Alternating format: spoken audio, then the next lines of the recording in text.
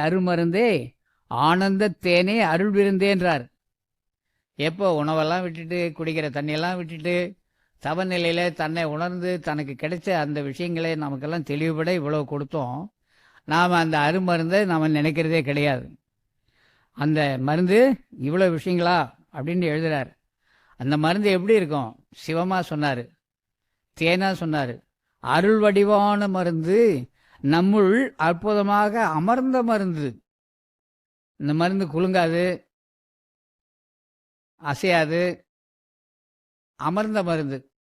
ஓடிக்கிட்டு இருக்கிற மருந்து இல்லை, நின்றுக்கிட்டு இருக்கிற மருந்து இல்லை, அமர்ந்த மருந்து. நம்முள் அற்புதமாக அமர்ந்த மருந்து, இருளற ஓங்கும் மருந்து. நம்ம இந்த உடலையும் உயிரையும் மனதையும் இருளில் கொண்டு போய் செலுத்தவே செலுத்தாது. அருள் பெறுவதற்கு அந்த மருந்து தான். அந்த இடத்துல இருந்து அதில் ஒரே ஒரு சொட்டு இல்லை, ஒரு சொட்டையும் 1000 கூறாக்கி ஒரு குண்டூசி முனையில் டச் பண்ணி தொட்டு அது இந்த உடம்புக்கு கிடைக்குமேயானால் என்ன சொல்கிறாரு? அஞ்சல் என்று அருளும் மருந்து. அழகாக சொல்கிறாரு. அதோடு இல்லை, சஞ்சலம் தீர்க்கும் மருந்து. ரொம்ப பேர் பாருங்கள், கோமணம் கட்டிக்கிட்டு ஞானிகளாக இருந்திருக்கிறாங்க. இப்போ இல்லை, அப்போ எதுக்காக அவங்க கவலைப்படவே இல்லை. பட்டினத்தார் எதுக்காக கவலைப்பட்டார்? எல்லாவற்றையும் விட்டுட்டு வெளியே வந்தார். ஒரே ஒரு கோமணம் போகிறோம், அது எங்கேயாவது குப்பை மூட்டில் கிடக்கும், ஒரு பழைய துணி, அதை கீழ்ச்சி கட்டிக்குவேன், யாருக்கிட்டையும் போய் கோமணம் கூட கேட்க மாட்டேன்னார். அவர் அதை கட்டிக்கிட்டு எவ்வளோ சாதாரணமாக இருந்தார். பயமற்ற ஒரு வாழ்க்கை, பயமற்ற வாழ்க்கை. ஏன்? சஞ்சலமே இல்லை. நமக்கு எழுந்தா சஞ்சலம், நடந்தா சஞ்சலம், உட்கார்ந்தா சஞ்சலம், படுத்தா சஞ்சலம். சஞ்சலம்னா சதா மனசு சலிச்சுக்கிட்டே கிடக்கும், ஏதாவது ஒன்று சொந்தம் பண்ணிக்கிட்டே இருக்கும்.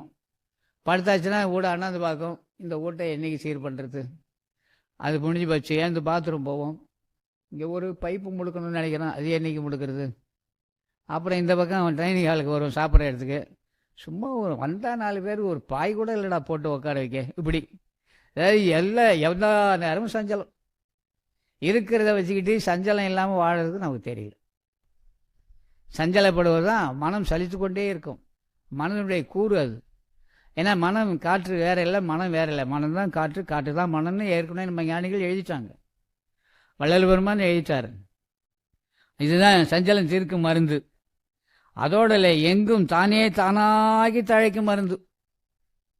இந்த மருந்து இருக்குங்களே, எங்கும் நிறைஞ்சிருக்கான், தானே தானாகி தழைச்சிக்கிட்டு இருக்குதான். அதுதாங்க பிரபஞ்ச ஆற்றல். எந்நேரமும் இருந்துக்கிட்டு இருக்குங்க அந்த ஆற்றல். நாம் கண்ணை திறந்தோ மூடியோ அந்த இடத்த எண்ணுகின்ற போது இந்த பிரபஞ்ச ஆற்றல் நம்ம உடல் முழுவதும் பரவும்.